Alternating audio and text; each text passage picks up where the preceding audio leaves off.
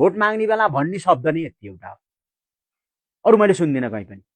जुनसुकै ठाउँमा हामीले तपाईँको चाहिँ बुढाबुढीहरूलाई चाहिँ भत्ता दिएका छौँ, यही भत्ता हामीले गरेको हो नि। यो त्यो कसैको कुनै पार्टीले दिएको होइन कि त्यो भत्ता, त्यो सरकारले दिएको भत्ता हो।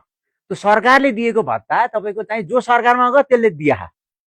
नेपालको चाहिँ सूर्यबहादुर थापा चाहिँ प्रधानमन्त्री हुँदा पनि लोकचन्द्रबहादुर चन्द र चाहिँ तपाईँको एमालेको तपाईँको सूर्यबहादुर थापा र काङ्ग्रेसको सरकार पनि बन्यो, तपाईँलाई थाहा छ। त्यो बेलामा पनि त्यो भत्ता आएको छ कि। त्यही भएको हुनाले त्यो भत्ता नेपाल सरकारले दिएको भत्ता हो, कुनै व्यक्तिको गोजीबाट आएको भत्ता होइन। त्यो कुरालाई पनि तपाईँ हामीले मनन गर्नुपर्छ। र अर्को कुरा के भ्रम छरिन्छ भने हामी आएन भने त यो भत्ता नै हराउँछ, हराउँदैन है तपाईँहरूको भत्ता, कसैको भत्ता पनि हराउँदैन।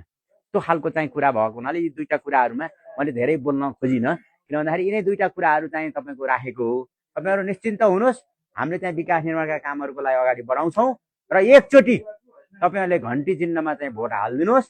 गरेन भने अर्कोचोटि मै आउँछु, 4 वर्षपछि फेरि चुनाव त हुन्छ नि 5 वर्षपछि, भने तपाईँहरूले घन्टीमा भोट हाल्न हुँदैन भन्न म नै आउनेछु। तपाईँहरूसँग यही प्रतिबद्धता जाहेर गरेँ। र अहिलेसम्म सरकारहरूले जुनसुकै पार्टीहरू आनी घोषणापत्र तयार गर्छन्, त्यो घोषणा भनेको घोषणा मात्रै गर्ने भएको कि, तर घोषणापत्र सबैको लिने, भोट अहिले घन्टीलाई दिने।